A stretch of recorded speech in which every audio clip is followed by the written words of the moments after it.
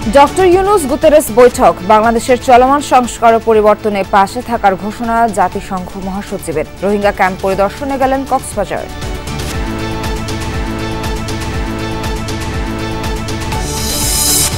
কক্সবাজারের নির্মাণাধীন আন্তর্জাতিক বিমানবন্দর ঘুরে দেখলেন প্রধান উপদেষ্টা। খুরুশকুলে পরিদর্শন করবেন জলবায়ু উদ্বাস্তু আশ্রয়ণ কেন্দ্র।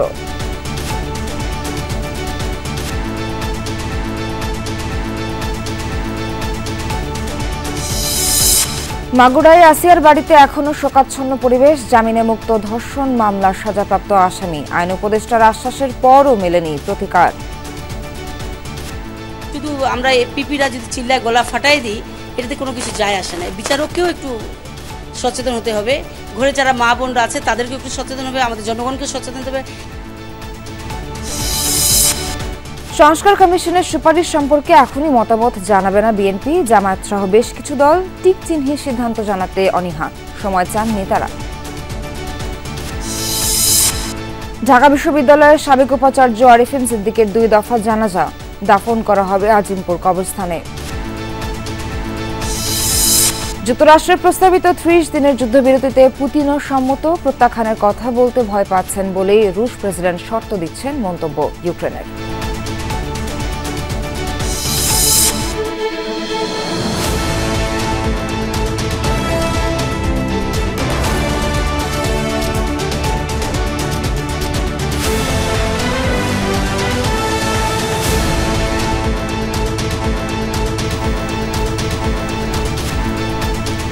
স্বাগত সবাইকে, আমন্ত্রণ দুপুরে বাংলাদেশে। এতক্ষণ শিরোনাম দেখছিলেন, পুরো খবর নিয়ে সঙ্গে আছি আমি নাবিলা সোহার। বাংলাদেশের পরিবর্তন ও চলমান সংস্কার কার্যক্রমে জাতিসংঘ পাশে আছে বলে জানিয়েছেন মহাসচিব অ্যান্তনিও গুতেরেস। সকালে প্রধান উপদেষ্টা ডক্টর মোহাম্মদ ইউনুসের সাথে বৈঠকের পর এক্স হ্যান্ডেলে এই কথা লিখেন তিনি। এর আগে পররাষ্ট্র উপদেষ্টা তৌহিদ হোসেনের নেতৃত্বে উচ্চ পর্যায়ের প্রতিনিধি দল সাক্ষাৎ করেন সফররত জাতিসংঘ মহাসচিবের সাথে।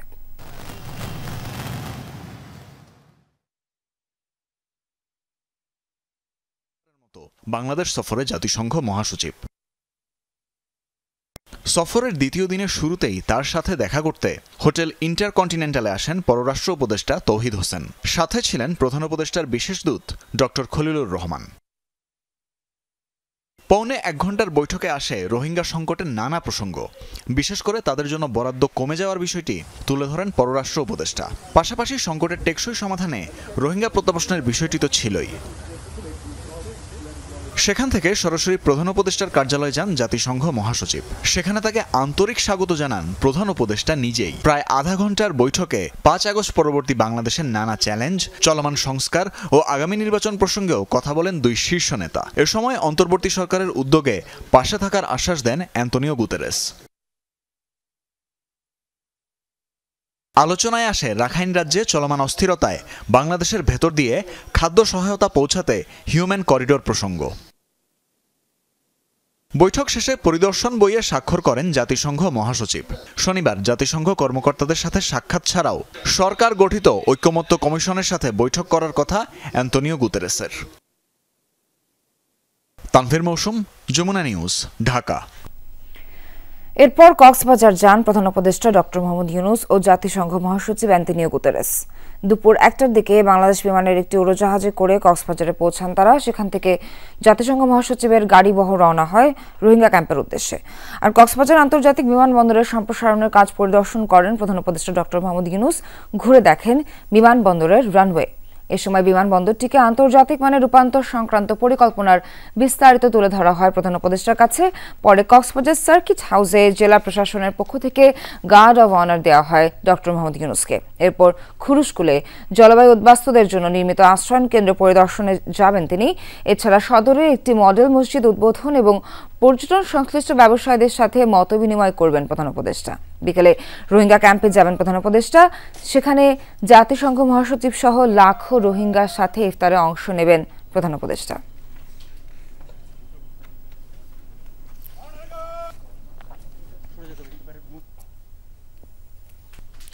জাতিসংঘ মহাসচিব অ্যান্তনিও গুতেরেস রোহিঙ্গা ক্যাম্পে পৌঁছেছেন। সেখানে আছেন সহকর্মী মনিরুল ইসলাম। সবশেষ জানবো মনিরের কাছ থেকে। মনির, জাতিসংঘ মহাসচিবের কর্মসূচির বিস্তারিত জানতে চাই। প্রধান উপদেষ্টাও সেখানে যোগ দেওয়ার কথা রয়েছে, কি তথ্য আছে আপনার কাছে?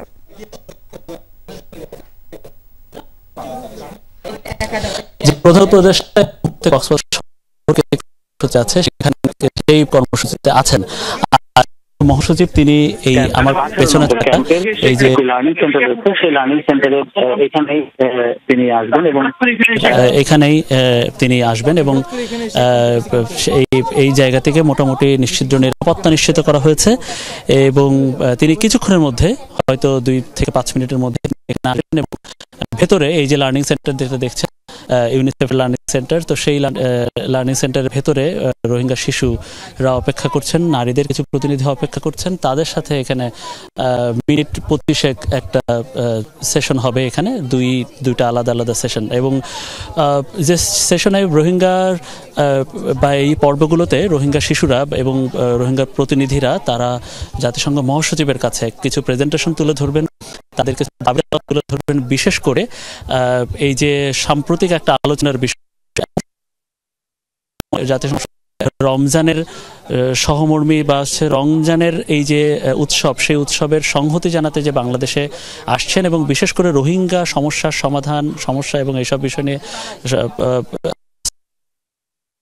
যে সময় জাতিসংঘ থেকে এবং বিশেষ করে আমেরিকা থেকে মার্কিন করার কথা বলা হচ্ছে, বাজেট অর্ধেকে নামিয়ে আনার কথা বলা হচ্ছে। তো সেই সময়ে জাতিসংঘ মহাসচিবের এই সফর এবং এই যে বাজেট কমিয়ে আনার ফলে রোহিঙ্গাদের উপরে তাদের জনজীবনের যে বড় ধরনের প্রভাব পড়বে, যে সমস্যা সংকটের সৃষ্টি হবে, সেই সমস্যার সংকটটি রোহিঙ্গা শিশুদের পক্ষ থেকে জাতিসংঘ মহাসচিবের কাছে তুলে ধরবেন এখানকার রোহিঙ্গা প্রতিনিধিরা। এবং এছাড়া আরো 2 থেকে 3টি কর্মসূচি আছে মহাসচিবের এখানে, জাতিসংঘ মহাসচিবের কর্মসূচি আছে এবং আরো যে বড় একটা ইভেন্ট আপনি যেটা বলছিলেন যে সেটা হচ্ছে যে প্রধান উপদেষ্টা এবং জাতিসংঘ মহাসচিব তারা এখানে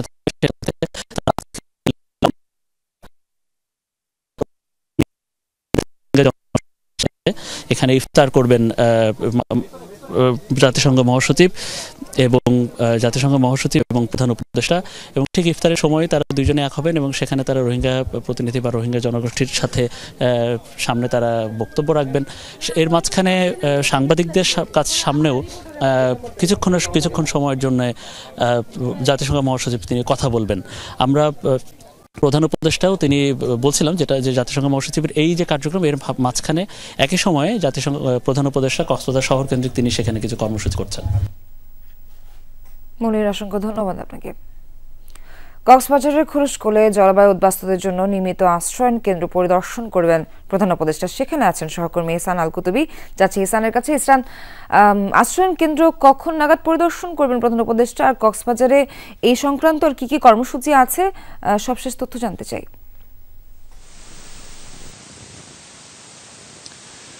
সোহার 2:30 নাগাদ মূলত তিনি প্রধান উপদেষ্টা আশ্রয়ন কেন্দ্রে আসার কথা রয়েছে।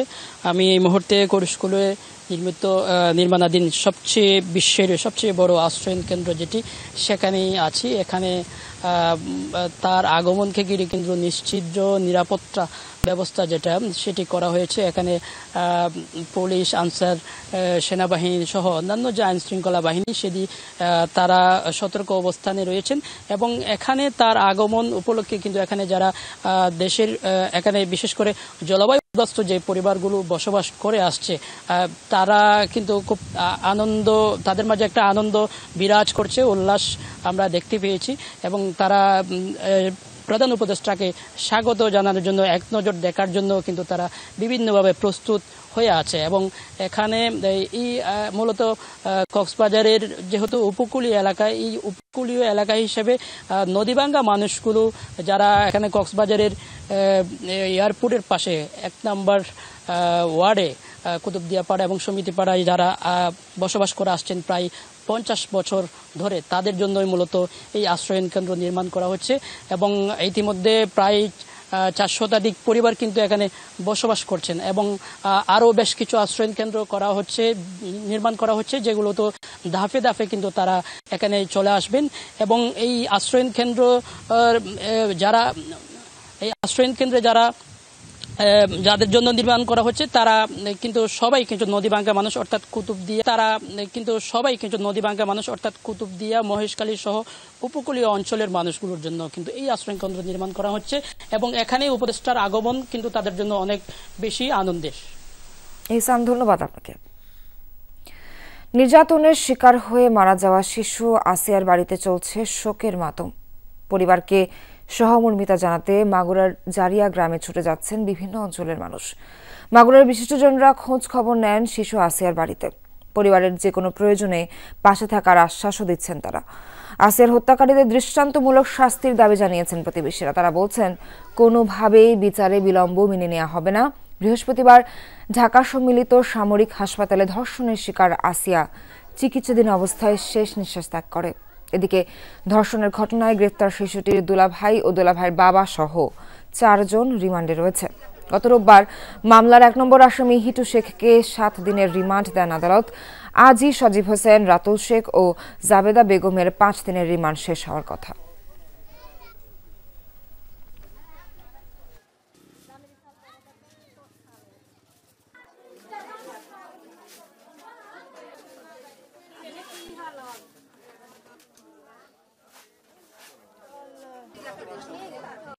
মেয়ে হচ্ছে ফোনে দেখে বলে, মা আমি আসিয়াকে দেখতে যাব। আমি মনে করি হিটুর এই জায়গায় তো দোষ আছে, এদের পরিবারেরও দোষ আছে। ওর ফাঁসি চাই, ওর লেগে মারিয়ে একবার শিয়াল কুকুর দেখায় ধর কবর দেওয়া হবে।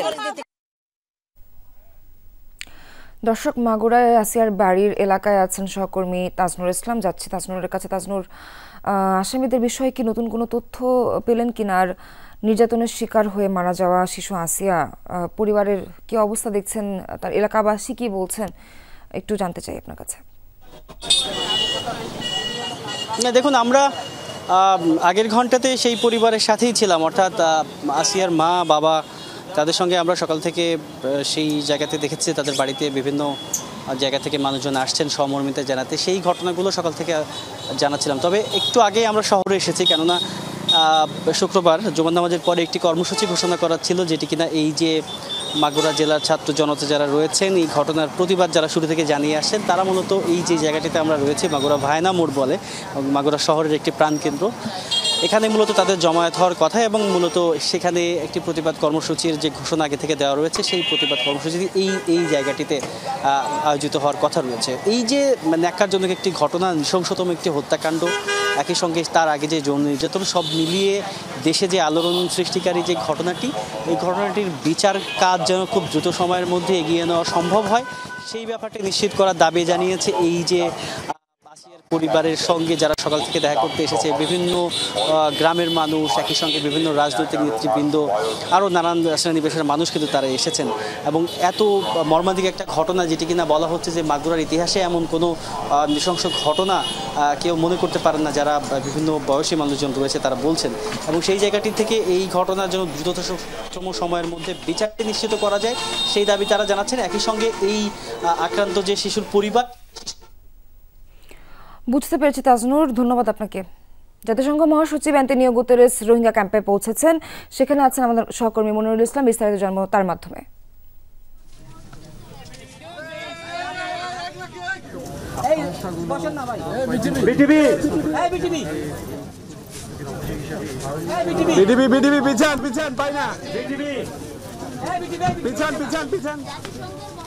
আরে ভাই পাই না, কি করলো না করলো।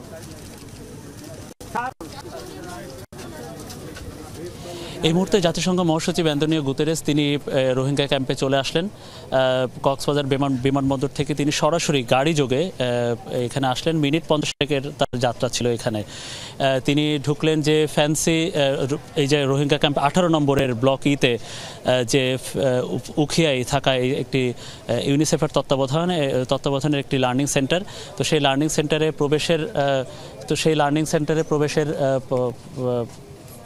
পরে এখানে রোহিঙ্গা শিশু যারা আছেন তাদের একটি প্রতিনিধি দল এখানে একটি সেশনে সেখানে অংশ নিচ্ছেন এবং সেই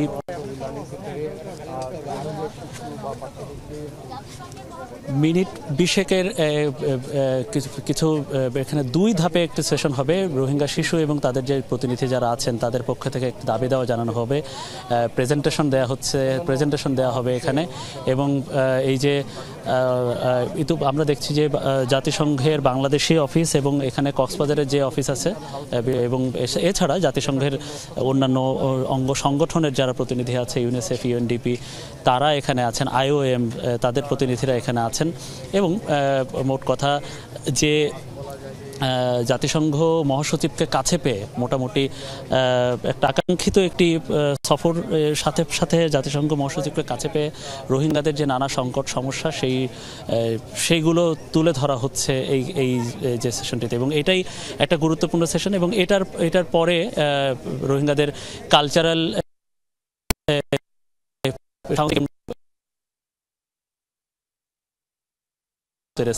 তিনি সেখানে যাবেন। আমরা মোটামুটি দেখানোর চেষ্টা করছি যে অ্যান্তোনিও গুতেরেস তিনি আসার পরেই যে রোহিঙ্গা শিশুদের সাথে একটি রোহিঙ্গা শিশুদের সাথে একটি যে একটি সেশনে সেই জায়গাতে। এবং এখানে ইতোমধ্যে আমরা গণমাধ্যম কর্মীরাও চেষ্টা করছি যে জাতিসংঘ মহাসচিবের সেই পর্বের মধ্যে আমাদের সেই চিত্রটি সরাসরি দেখাতে। দর্শক, আমরা যতদূর জেনেছি যে দেখেছি মোট 30 জনের মতো শিশু এবং রোহিঙ্গা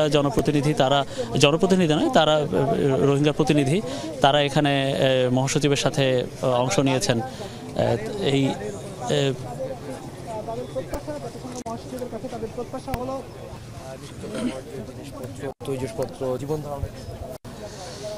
দর্শক, জাতিসংঘ মহাসচিব এমন একটা সময় যখন বাংলাদেশ সফর করছেন, যখন আসলে তার সফরটি মূলত তিনি প্রত্যেক বছরই এভাবে বিভিন্ন মুসলিম দেশে করে থাকেন। বিশেষ করে পবিত্র রমজানের সময়ে সুবিধাবঞ্চিত যেসব দেশের প্রতিনিধিরা বা নাগরিকরা বা সুবিধাবঞ্চিত যেসব শ্রেণী আছে তাদের কাছে রমজানের উৎসবের সংহতি জানাতে মহাসচিব এই সফরগুলো করে থাকেন। 2018 সালে তিনি একবার এসেছিলেন, তবে সেটি রমজানের মধ্যে ছিল না। কিন্তু এইবার সেই সময়েও তার এই সফরের সময় আমরা দেখেছি যে তার সফরের মধ্যে রোহিঙ্গা সমস্যা সংকট এটা প্রাধান্য ছিল। এই বছরও তার এই যে সেই সফরের মধ্যে আমরা সেই রোহিঙ্গা সমস্যা সংকট বা সেগুলো নিয়েই এবং সেটার সমাধান সেটাইতেই প্রাধান্য পাচ্ছে এই তার সফরে। দর্শক, অ্যান্তোনিও গুতেরেস যখন আসলে বাংলাদেশে আসলেন ঠিক তখনই এই যে শুধু জাতিসংঘের বিভিন্ন অঙ্গ সংগঠন নয়, আমেরিকান বিভিন্ন সংস্থা বা আমেরিকান সরকার যখন সারা বিশ্বের দেশ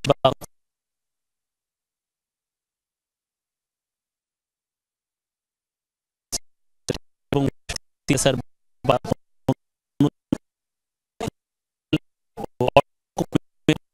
বিশেষ করে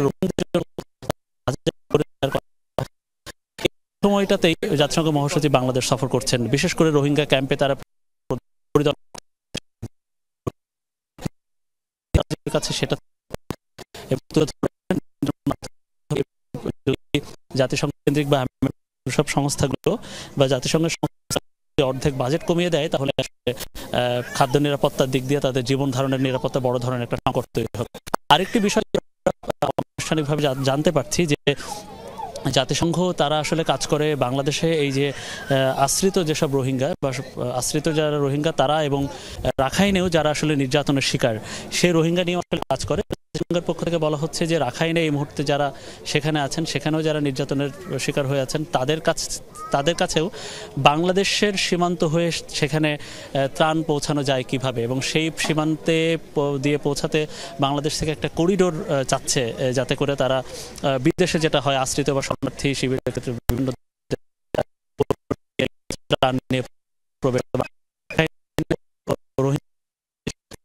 অন্যান্য পাঠানোর যে একটা করিডোর থেকে, যদিও বাংলাদেশ থেকে এটা রাজি হবে কি হবে না সেটা একটা দেনদারের বিষয়।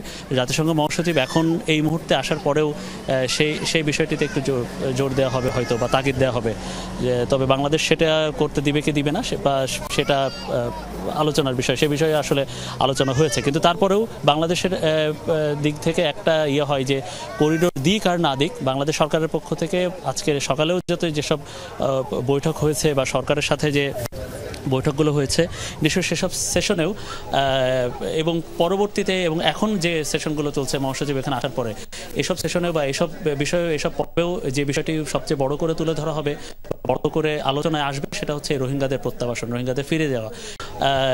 এবং পরবর্তীতে এবং এখন যে সেশনগুলো চলছে মহাসচিব এখানে আসার পরে এসব সেশনেও বা এসব বিষয়ে এসব পর্বেও যে বিষয়টি সবচেয়ে বড় করে তুলে ধরা হবে, বড় করে আলোচনায় আসবে, সেটা হচ্ছে রোহিঙ্গাদের প্রত্যাবাসন, রোহিঙ্গাদের ফিরে যাওয়া। কারণ এই রোহিঙ্গারা অত্যাচারের শিকার হয়ে তারা বাংলাদেশে এসে বসেছে। দুপুরে বাংলাদেশ দেশব্যাপী নারী শিশু নির্যাতনের তথ্য সংগ্রহ, আইনি ও স্বাস্থ্যসেবা নিশ্চিতে বিশেষ সেল গঠন করেছে বিএনপি। দলের আইন বিষয়ক সম্পাদক ব্যারিস্টার কায়সার কামাল এবং স্বাস্থ্য বিষয়ক সম্পাদক ডক্টর রফিকুল ইসলাম সেলের সমন্বয়ক হিসেবে দায়িত্ব পালন করবেন। সকালে নয়াপল্টনে দলের কেন্দ্রীয় কার্যালয়ে সংবাদ সম্মেলনে তথ্য জানিয়েছেন সিনিয়র যুগ্ম মহাসচিব রিজভী আহমেদ। তিনি জানান, ৮৪টি সাংগঠনিক জেলায় দায়িত্বপ্রাপ্ত ব্যক্তিরা এই সেলের পক্ষ থেকে প্রতিটি জেলায় নির্যাতিত নিপীড়িতদের আইনি ও স্বাস্থ্য সেবা নিশ্চিত করবেন। রিজভী আহমেদ বলেন, গত ১৫ বছরের বিচারহীনতার সংস্কৃতির রেশ ধরেই এখনো ধর্ষণ নির্যাতনের শিকার হচ্ছেন নারীরা। মানুষের সমবেত ধ্বনি ন্যায় বিচার নিশ্চিত করা, কিন্তু সেটি যদি অনুপস্থিত থাকে তাহলে অন্তর্বর্তীকালীন সরকারের গ্রহণযোগ্যতা হ্রাস পেতে থাকবে। জাতীয় ঐকমত্য কমিশনের পাঠানো ৫টি সংস্কার কমিশনের সুপারিশ সম্পর্কে এখনই মতামত জানাবে না বিএনপি, জামায়াতে ইসলামী, বিএনপির মৃত্যু ১২ দলীয় জোট, বাম জোট সহ বেশ কিছু রাজনৈতিক দল। এমসিকিউ আকারে মতামত জানাতে আগ্রহী নয় অনেকে। আবার ৫টি সংস্কার কমিশনের সুপারিশ সম্পর্কে বিস্তারিত মতামত জানাতে দলের মধ্যে আলোচনার জন্য সময় চেয়েছে বিএনপি, জামায়াতে ইসলামী, এনসিপি সহ রাজনৈতিক দলগুলো। রাজনৈতিক দলগুলোর মতামত জানতে চেয়ে ৬ মার্চ ৫টি সংস্কার কমিশনের গুরুত্বপূর্ণ ১৬৬টি সুপারিশ পাঠিয়েছে জাতীয় ঐকমত্য কমিশন। সুপারিশগুলো ছক আকারে মাল্টিপল চয়েস কোশ্চেন এমসিকিউ আকারে পাঠানো হয়েছে, যাতে টিকচিহ্ন দিয়ে ১২০টি প্রশ্নের বিষয়ে মতামত জানতে চাওয়া হয়। সুপারিশের বিষয়ে একমত, একমত নই ও আংশিকভাবে একমত, এই ৩টি বিকল্প রাখা হয়েছে এবং সময় ও বাস্তবায়নের ক্ষেত্রে ৬টি বিকল্প। এর বাইরে মন্তব্যের জন্য আলাদা ঘর রাখা হয়েছে। এমসিকিউ পদ্ধতি অর্থাৎ টিকচিহ্ন দিয়ে মতামত জানাতে অনীহা প্রকাশ করেছে বৃহত্তর রাজনৈতিক দল বিএনপি। দলটি পুরো সংস্কার নিয়ে মতামত বিস্তারিত জানাবে কমিশনকে। এগুলো কোনগুলোর সাথে আমরা একমত, দ্বিমত অথবা আমাদের অন্যরকম মন্তব্য আছে সেটা আমরা দিতে পারি, সেটা আমরা দেব বিস্তারিত, বাট এমসিকিউ টিকমার্কে যাব না। ১৩ মার্চ মতামত জমা দেওয়ার সময়সীমা থাকলেও জমা দিচ্ছে না জামায়াতে ইসলামী, নাগরিক ঐক্য, গণসংহতি আন্দোলন, গণ অধিকার পরিষদ, ১২ দলীয় জোট সহ বেশ কিছু দল। এদের কেউ কেউ ঐকমত্য কমিশনের কাছে আরও সময় চেয়েছে। ২টা কমিটি করেছি এবং সেই কমিটির উপর ওয়ার্ক করতেছে, তো তাদের ওয়ার্ক প্রায় শেষ পর্যায়ে আছে। আজকে আমরা আমাদের যে হাইয়েস্ট বডি আছে নির্বাহীতে এটা আমরা আলোচনা করব, তো সেখান থেকে এটা চূড়ান্ত হলেই আমরা জমা দেব। টিক মার্কের ইস্যুটা খুবই কমফোর্টেবল না। কাজটা হিউজ, ধরেন একটা কমিশনই রিপোর্ট দিয়েছে প্রায় ১,৫০০ পৃষ্ঠার মতো, সেটা সিনপসিস তাও ২৫০ পৃষ্ঠা, এবং সিনপসিস মানগুলো নির্যাসটা ভালো করে পড়তে হয়। কালকে মাত্র কোন রিপোর্ট ফাইনালি দিয়েছে, মানে বলেছে যে আমাদের কিছু কিছু জায়গায় কারেকশন করার দরকার ছিল, আমরা এখন দিলাম। ফলে এটা চাইলেও মানে পালিয়ে যেত তাড়াতাড়ি। আমরা একমত নয়, আংশিক একমত, তারপর হচ্ছে এগুলো যদি একমত না হয়ে থাকে তাহলে কখন এগুলো বাস্তবায়ন করব, এই প্রসেসটা মানে এক্সিলেন্ট। তাহলে ট্রান্সপারেন্সি হচ্ছে এনশিওর হয়েছে, মানুষ জানবে যে কাদেরকে ভোট দিচ্ছে, কারা হচ্ছে কোন বিষয়ে একমত ছিল, কারা একমত ছিল না। যত তাড়াতাড়ি রাজনৈতিক দলগুলো ঐকমত্যে পৌঁছবে তত তাড়াতাড়ি জাতীয় সনদ তৈরি হবে, যার উপর ভিত্তি করে নির্বাচনী রোডম্যাপ ঘোষণা হতে পারে, জানিয়েছেন ঐকমত্য কমিশনের সদস্যরা। লাভলি বিথি, যমুনা নিউজ, ঢাকা। ঢাকা বিশ্ববিদ্যালয়ের সাবেক উপাচার্য আ মশ আরিফিন সিদ্দিকের নামাজের জানাজা অনুষ্ঠিত হয়েছে। সকালে রাজধানীর গ্রিন রোডে নিজ বাসার পাশে মসজিদে অনুষ্ঠিত হয় প্রথম নামাজের জানাজা। এতে অংশ নেন তার স্বজন, দীর্ঘদিনের সহকর্মী ও শুভাকাঙ্ক্ষীরা। জানাজা শেষে ঢাকা বিশ্ববিদ্যালয়ের উপাচার্য ডক্টর নিয়াজ আহমেদ খান বলেন, সার্বিক নিরাপত্তা ও পরিবারের সম্মতিতে ঢাকা বিশ্ববিদ্যালয় ক্যাম্পাসে জানাজা আদায় সম্ভব হয়নি। তবে ঢাবির কেন্দ্রীয় মসজিদে সাবেক উপাচার্যের জন্য বিশেষ দোয়ার আয়োজন করা হয়েছে। বাদ জুমা ধানমন্ডির ঈদগাহ মসজিদে অনুষ্ঠিত প্রয়াত আরিফিন সিদ্দিকের দ্বিতীয় জানাজা। এরপর আজিমপুর গোরস্থানে তাকে দাফন করা হবে।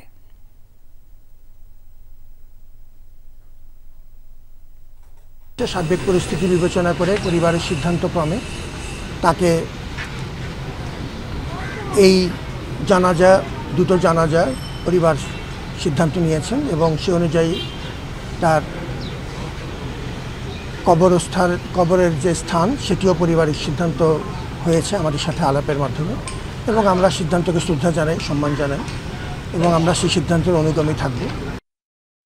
ঈদ উপলক্ষে ট্রেনের অগ্রিম টিকিট বিক্রি শুরু হয়েছে। শতভাগ অনলাইনে টিকিট বিক্রি হওয়ায় ফাঁকা কমলাপুর রেল স্টেশন। আজ দেয়া হচ্ছে 24 মার্চের অগ্রিম টিকিট। রেলওয়ে কর্তৃপক্ষ বলছে, কালোবাজারি বন্ধ করতে অনলাইনে শতভাগ টিকিট দেয়া হচ্ছে। রাজধানীর কমলাপুর রেল স্টেশন। টিকিট কাউন্টারে নেই ভিড়, নেই চিরচেনা সেই দীর্ঘ লাইন। ঘন্টার পর ঘন্টা দাঁড়িয়ে থাকার যে ভোগান্তি, সেই গল্পগুলো এখন অতীত। ঈদ উপলক্ষে অনলাইনে ট্রেনের টিকিট বিক্রি শুরু করেছে আজ। ঘরে বসেই বাড়ি ফেরার জন্য টিকিট কাটতে পারছেন জীবিকার তাগিদে রাজধানীতে থাকা মানুষজন। এক সপ্তাহ চলবে আগাম টিকিট বিক্রির কার্যক্রম। অগ্রিম টিকিটের শতভাগই বিক্রি হবে অনলাইনে। কাউন্টার টিকিট নেই কেন, এটা তো আমারও প্রশ্ন। কাউন্টারে কেন টিকিট থাকবে না? অনলাইনে তো কেউ বুঝতে পারে, কেউ বুঝতে পারে না, তার জন্য তো নিজেরা এসে টিকিট কাটা উত্তম। কাউন্টারে অবশ্যই টিকিট রাখা দরকার। কাউন্টারে কিছু টিকিট রাখা উচিত, কারণ কাউন্টারে অনেক যাত্রীরা আসে। স্টেশন ম্যানেজার বলছেন, যাত্রীদের যাতায়াত নির্বিঘ্ন করতে সর্বোচ্চ ব্যবস্থা নেওয়া হয়েছে। 14 তারিখ 24 তারিখের টিকিট ওপেন হয়েছে, এটা অনলাইনে দেওয়া হচ্ছে। 100% অনলাইন, কাউন্টার কোনো টিকিট দিবে না। অগ্রিম টিকিট বিক্রির প্রথম দিন সকাল 8টা থেকে পশ্চিমাঞ্চলের এবং দুপুর 2টা থেকে পূর্বাঞ্চলের টিকিট বিক্রি হচ্ছে। প্রতিদিন প্রায় 33,500 টিকিট দেয়া হবে। রাব্বি সিদ্দিকী, যমুনা নিউজ, ঢাকা। দোল পূর্ণিমা শুভক্ষণের শুরু সনাতন ধর্মাবলম্বীদের দোল উৎসব। ফুল নৈবেদ্যের মাধ্যমে ভগবান শ্রীকৃষ্ণের পূজার মধ্য দিয়ে শুরু হয় ধর্মীয় আচার। পূজাপাঠ শেষে হয় আবির খেলা। রঙের এই উৎসবে যোগ দেন সব বয়সী মানুষ। আবিরের রঙে যেন সমাজের সব অন্ধকার কেটে যায়, সেটাই ছিল প্রার্থনা।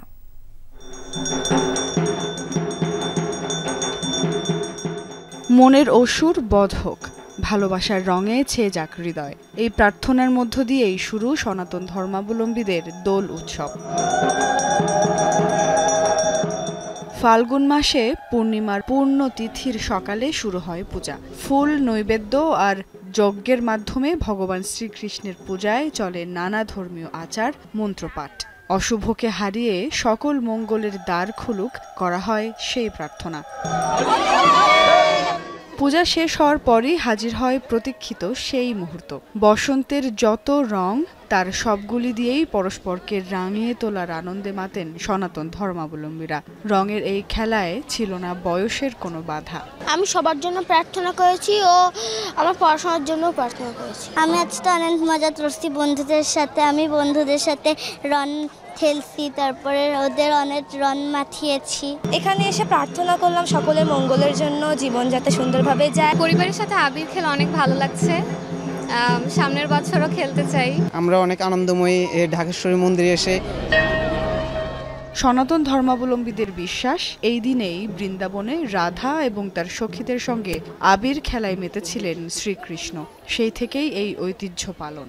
আমাদের মেয়েরা যেন নিরাপদ থাকে, সে যে বয়সী মেয়েরা হোক, আমরা যেন তাদেরকে নিয়ে নিরাপদের হাঁটা চলাফেরা করতে পারি। এই বসন্তের হোলির রঙে রাঙিয়ে যাক সবার হৃদয়, সারা বছর মানুষ রঙিনভাবে থাকুক, এই প্রার্থনায় সবাইকে হ্যাপি হোলি। বসন্ত হচ্ছে রঙের একটা মাস, আর এই বসন্তের সময় হচ্ছে এই দোল পূর্ণিমাটা পড়ে, তো এই অনুষ্ঠানটা আসতে পারে তো আসলে আমাদের খুবই ভালো লাগছে। জীবনটা সুন্দর হয়, বাবা মাকে জানি সুস্থ রাখে ঈশ্বর।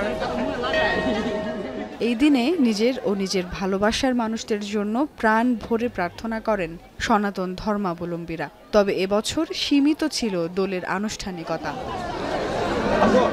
সুমাইয়া ঐশী, যমুনা নিউজ, ঢাকা।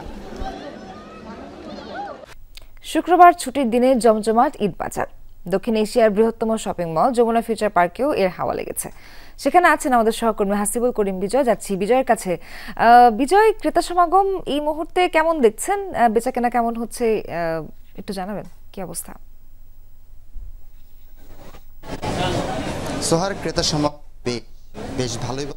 সমাগম নামাজের পরপরই কিন্তু ক্রেতা সমাগম বেড়েছে এবং দিন গড়ানোর সাথে সাথে ক্রেতা সমাগম আরও বাড়বে। আমি এই মুহূর্তে রয়েছি, আপনি যেমনটি বলছিলেন, যে দক্ষিণ এশিয়ার সর্ববৃহৎ শপিং মল যমুনা ফিউচার পার্কে। এখানে কিন্তু আজকে কিন্তু সাপ্তাহিক ছুটির দিন এবং এই ছুটির দিনকেও কেন্দ্র করেই কিন্তু আজকে ক্রেতা সমাগম আমরা বেশ ভালো লক্ষ্য পাচ্ছি।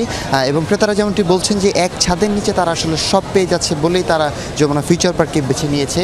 এবং আজকে 13তম রমজান এবং ঈদ ঘনিয়ে এসেছে এবং ঈদের আমেজ কিন্তু মানুষের মধ্যে ফুটে উঠছে এবং মানুষজন ঈদকে কেন্দ্র করে ঈদের কেনাকাটা শুরু করেছে। এবং সব কিছু মিলে যদি বলতে চাই, ক্রেতারা যেমনটি বলছেন যে ক্রেতারা আসলে বেশ সন্তুষ্ট যমুনা ফিউচার পার্কে এসে। তারা বলছেন যে এত বড় একটি শপিং মল এবং খুব স্বাচ্ছন্দ্যে তারা আসলে এখানে পরিবার নিয়ে ঘোরাফেরা করতে পারেন এবং তারা তাদের পছন্দের জিনিসগুলো আসলে কিনতে পারেন যমুনা ফিউচার পার্কে। এবং বিক্রেতারা বলছেন তারা আসলে এবারের যে ঈদ কালেকশনে কিছুটা ভিন্নতা এসেছে এবং এবারের কালেকশনও বেশ ভালো বলছেন বিক্রেতারা। সব কিছু মিলিয়ে যদি বলতে চাই যে ক্রেতা এবং বিক্রেতা সবার সমাগমেই কিন্তু আসলে যমুনা ফিউচার পার্ক জমে উঠেছে এবং ক্রেতা এবং বিক্রেতা সবাই কিন্তু আসলে সবকিছু মিলে একেবারে জমে উঠেছে। ধন্যবাদ বিজয় আপনাকে। বেশ কিছু প্রশ্ন ও শর্ত রেখে যুক্তরাষ্ট্রের প্রস্তাবিত 30 দিনের যুদ্ধবিরতিতে সম্মতি দিয়েছেন রুশ প্রেসিডেন্ট ভ্লাদিমির পুতিন। স্থায়ী শান্তি নিশ্চিতে সংঘাত শুরুর মূল কারণগুলো বের করে তার সমাধানের দাবি জানিয়েছেন তিনি। এমন পরিস্থিতিতে ইউক্রেনের প্রেসিডেন্টের অভিযোগ প্রস্তাব প্রত্যাখ্যানের পায়তারা করছেন পুতিন, যা ট্রাম্পকে সরাসরি বলতে ভয় পাচ্ছেন। আর এ কারণেই বেঁধে দিচ্ছেন নানা শর্ত।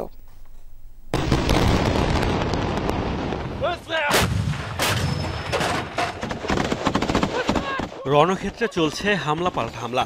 এর মধ্যেই যুক্তরাষ্ট্রের মধ্যস্থতায় রাশিয়া ইউক্রেন যুদ্ধ বন্ধের সম্ভাবনাও বেশ জোরালো হচ্ছে। প্রাথমিকভাবে ট্রাম্প প্রশাসনের 30 দিনের যুদ্ধবিরতির প্রস্তাবে সম্মতি দিয়েছে ইউক্রেন। সেই প্রস্তাব নিয়ে এখন মস্কোতে রয়েছে মার্কিন প্রতিনিধি দল।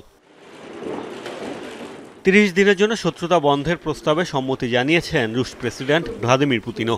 ঘনিষ্ঠ মিত্র বেলারুশের প্রেসিডেন্ট আলেকজান্ডার লুকাশেঙ্কোর সাথে বৈঠক শেষে পুতিন এই যুদ্ধবিরতি নিয়ে অবশ্য বেশ কিছু সংশয়ের কথাও জানিয়েছেন। তার দাবি 2000 কিলোমিটারের বেশি এলাকা এখন রণক্ষেত্র। বিস্তীর্ণ এই এলাকায় কেউ যুদ্ধবিরতির শর্ত ভাঙছে কিনা সেটি পর্যবেক্ষণ করবে কারা, কি হবে সেখানে যারা যুদ্ধ করছেন তাদের পরিণতি, এমন অনেক প্রশ্ন তুলে সেগুলোর সমাধান চেয়েছেন পুতিন।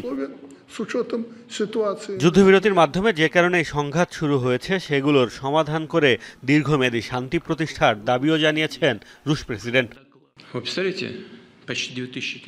আমরা শত্রুতা বন্ধের প্রস্তাবের সঙ্গে একমত, কিন্তু এই যুদ্ধবিরতি এমন হওয়া উচিত যাতে এটির মাধ্যমে দীর্ঘমেয়াদী শান্তির দিকে যাওয়া যায় এবং এই সংকটের মূল কারণগুলোর সমাধান করা যায়। যুদ্ধবিরতির ধারণাটি সঠিক এবং অবশ্যই আমরা এটিকে সমর্থন করি।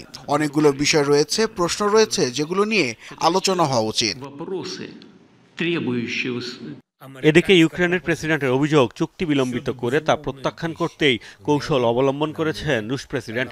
সরাসরি প্রস্তাব প্রত্যাখ্যানের বিষয়টি ট্রাম্পকে বলতে ভয় পাওয়ার কারণে বেঁধে দিচ্ছেন নানা শর্ত।